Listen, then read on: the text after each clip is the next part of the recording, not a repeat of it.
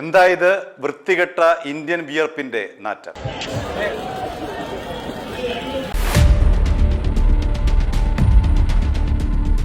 മുൻ മുഖ്യമന്ത്രിയും പ്രതിപക്ഷ നേതാവുമായ പിണറായി വിജയനെ കുറിച്ച് പൊതുവെ പറയാറുള്ളത് അദ്ദേഹത്തിന്റെ പൊതു ഇടങ്ങളിലുള്ള പെരുമാറ്റം പലപ്പോഴും പരുക്കനാണ് എന്നുള്ളതാണ്.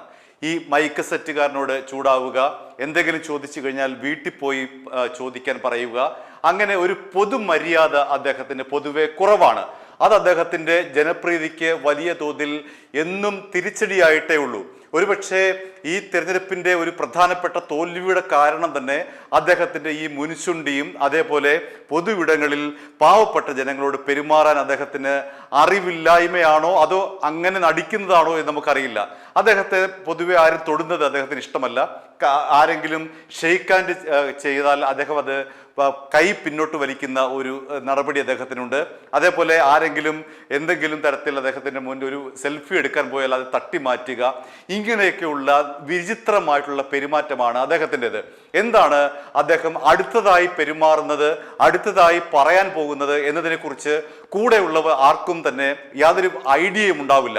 അതുകൊണ്ട് തന്നെ അദ്ദേഹത്തിന്റെ ഭാഗത്ത് നിന്ന് അപ്രതീക്ഷിതമായിട്ടുള്ള കോപം അല്ലെങ്കിൽ നമ്മൾ ഉദ്ദേശിക്കാത്ത രീതിയിലുള്ള പെരുമാറ്റം അദ്ദേഹത്തിന്റെ ഭാഗത്ത് നിന്ന് ഉണ്ടാകാറുണ്ട്. ഇന്നും പിണറായി വിജയന്റെ ഭാഗത്ത് നിന്ന് അങ്ങനെ ഒരു പെരുമാറ്റമുണ്ടായി. ഇന്ന് SFIയുടെ ലോക് ഭവൻ മാർച്ച് ആയിരുന്നല്ലോ, അതിന്റെ ഉദ്ഘാടനം പിണറായി വിജയനായിരുന്നു. ആ ലോക് ഭവൻ മാർച്ച് കഴിഞ്ഞ് അദ്ദേഹം കാറിലേക്ക് കയറാൻ വേണ്ടി നടന്നു വരുന്ന കൂട്ടത്തിൽ ഒരു പാവപ്പെട്ട സഖാവ്, ഒരു പാവപ്പെട്ട പ്രായമുള്ള സഖാവ്, അദ്ദേഹം CPM ആത്മാർത്ഥതയായി വിശ്വസിച്ച് ജീവിക്കുന്ന ഒരാളെന്ന് കണ്ടാൽ അറിയാം. അദ്ദേഹം ഒന്ന് ഷെയ്ക്കാനായിട്ട് പിണറായി വിജയന്റെ അടുക്കലേക്ക് കൈ നീട്ടി. ആ കൈ നീട്ടിയപ്പോൾ പിണറായി വിജയൻ ആ കൈ തട്ടി മാറ്റി പോവുകയാണ് ചെയ്തത്. പിണറായി വിജയന് ആ പാവപ്പെട്ട സഖാവിന്റെ കയ്യിലൊന്ന് പിടിച്ചാൽ എന്താണ് പ്രശ്നം? എന്തൊരു സ്നേഹമായിരിക്കും അദ്ദേഹത്തിന് കിട്ടുക? മറിച്ച് ഇത്രയും ക്യാമറയുടെ മുന്നിൽ, ഇത്രയും ടെലിവിഷൻ ക്യാമറയുടെ മുന്നിലുണ്ട്, അതേപോലെ നിരവധി പേർ മൊബൈൽ ക്യാമറയിൽ ആ ദൃശ്യങ്ങൾ പകർത്തുന്നുണ്ട്. അവരുടെയൊക്കെ മുന്നിൽ പൊതുവായി ആ പാവപ്പെട്ട മനുഷ്യൻ അപമാനിക്കപ്പെടുകയല്ലേ? ഇത്തരം എത്രയോ പേരെയാണ് പിണറായി വിജയൻ പരസ്യമായി അപമാനിച്ചിട്ടുള്ളത്. പാവപ്പെട്ട മൈക്ക് സെറ്റുകാരെ, ഇങ്ങനെയുള്ള പാവപ്പെട്ട സഖാക്കളെ. ആ സഖാവിന്റെ കയ്യിലൊന്ന് പിടിച്ചാൽ എന്താണ്, അല്ലെങ്കിൽ ഒരു ഷെയ്ക്ക് ഹാൻഡ് കൊടുത്താൽ എന്താണ് പിണറായി വിജയന്? എവിടെയാണ് അദ്ദേഹത്തിന്റെ അഭിമാനത്തിന് ക്ഷതമുണ്ടാവുക?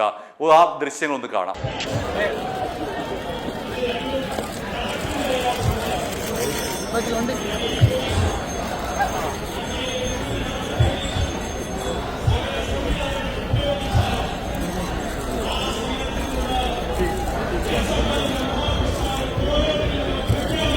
പിണറായിയുടെ ഈ ഒരു പ്രവൃത്തി കാണുമ്പോൾ ഷാഫി സംവിധാനം ചെയ്ത വെനീസിലെ വ്യാപാരി എന്ന സിനിമയിലെ സലീം കുമാറിന്റെ ക്യാരക്ടർ ഉണ്ടല്ലോ, അൽ കമലാസനൻ, അദ്ദേഹം പറയുന്നത് എന്തൊരു വൃത്തികെട്ട ഇന്ത്യൻ വിയർപ്പിന്റെ നാറ്റം എന്നാണ് ആ ഡയലോഗ്.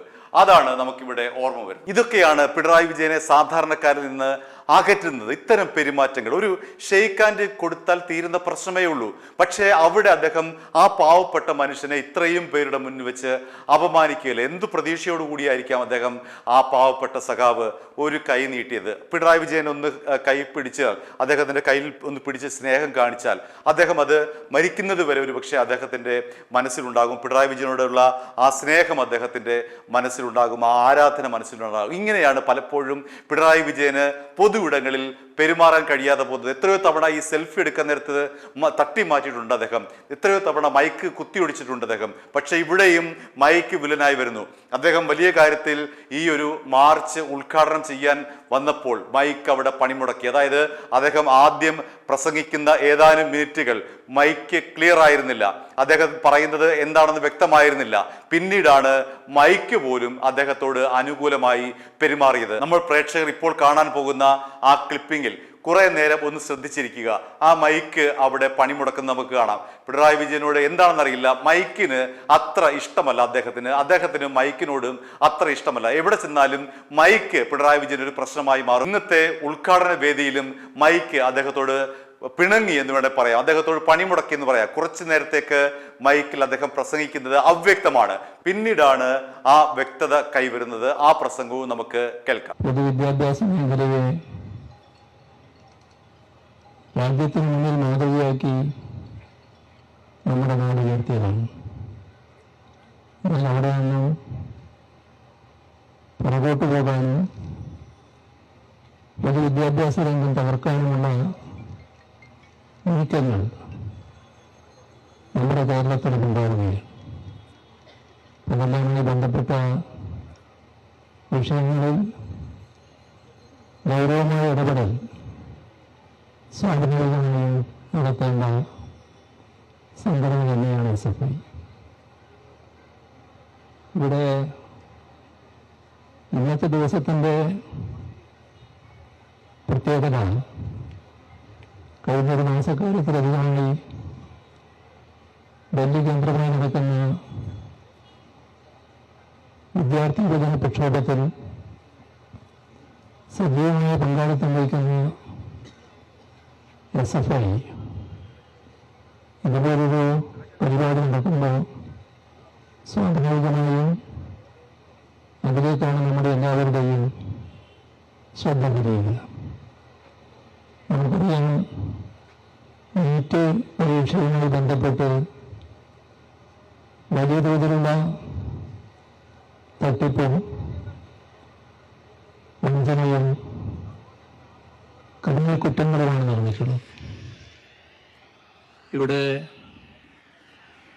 25 ലക്ഷത്തിൽ പരം വിദ്യാർത്ഥികൾ ബന്ധപ്പെടുന്ന പരീക്ഷയാണ് നീറ്റ് പരീക്ഷ. ഈ പരീക്ഷയിൽ വലിയ തോതിൽ കഠിനാധ്വാനം നടത്തിയാണ് വിദ്യാർത്ഥികൾ പങ്കെടുക്കുന്നത്. ഊണും ഉറക്കവും ഒഴിഞ്ഞ് പഠിക്കുന്ന, അങ്ങനെ പ്രൊഫഷണൽ രീതിയിലേക്ക് ഉയരാൻ കഴിവ് നേടാൻ ആഗ്രഹിക്കുന്ന വിദ്യാർത്ഥികളെ വലിയ തോതിൽ വഞ്ചിക്കുന്ന നിലപാടാണ് ചോദ്യപേപ്പർ കുംഭകോണവുമായി ബന്ധപ്പെട്ടുണ്ടായത്. മറ്റുള്ളവർ തന്നെക്കുറിച്ച് എന്ത് ചിന്തിക്കുന്നു, എന്ത് പറയുന്നു എന്നതിനെക്കുറിച്ച് കാര്യമായി ഗവനിക്കുന്ന ഒരാളല്ല പിണറായി വിജയൻ. അദ്ദേഹത്തിന് തോന്നിയതുപോലെ അദ്ദേഹത്തിന് ഇഷ്ടമുള്ള കാര്യങ്ങൾ അത് ഏത് പൊതുവേദിയിലും തുറന്നടിക്കുന്ന ഒരു സ്വഭാവക്കാരനാണ് അദ്ദേഹം. മുൻശുണ്ടിയുള്ള ആളാണ് പിണറായി വിജയൻ. പക്ഷേ അതെല്ലാം തന്നെ അദ്ദേഹത്തിന് എതിരായി തിരിയുന്ന ഒരു രംഗമാണ് നമ്മൾ ഏതാനും വർഷങ്ങളായി കണ്ടുകൊണ്ടിരിക്കുന്നത്. അതായത് സാധാരണക്കാരനോട് ഒന്ന് ചിരിച്ചിടപെട്ടാൽ എന്താണ്, പക്ഷെ അദ്ദേഹം അങ്ങനെ പെരുമാറുന്ന ആളല്ല. അദ്ദേഹത്തിന്റെ ഭാഗത്ത് നിന്ന് എന്താണ് അടുത്തതായി അദ്ദേഹത്തിന്റെ വായിൽ നിന്ന് വീഴുന്നത്, എന്താണ് അദ്ദേഹത്തിന്റെ ഭാഗത്ത് നിന്നുണ്ടാകുന്ന അടുത്ത നീക്കം എന്ന് അദ്ദേഹത്തിനൊപ്പം നിൽക്കുന്ന നേതാക്കൾക്ക് പോലും അറിയില്ല, പിന്നല്ലേ ഈ പാവപ്പെട്ട സഖാക്കൾക്ക്. i2i News, an eye for truth. i2i News subscribe ചെയ്തിട്ടില്ലാത്തവർ ഇപ്പോൾ തന്നെ സബ്സ്ക്രൈബ് ചെയ്യുക. നോട്ടിഫിക്കേഷൻ ലഭിക്കുവാൻ ബെൽ ബട്ടണും അമർത്തുക.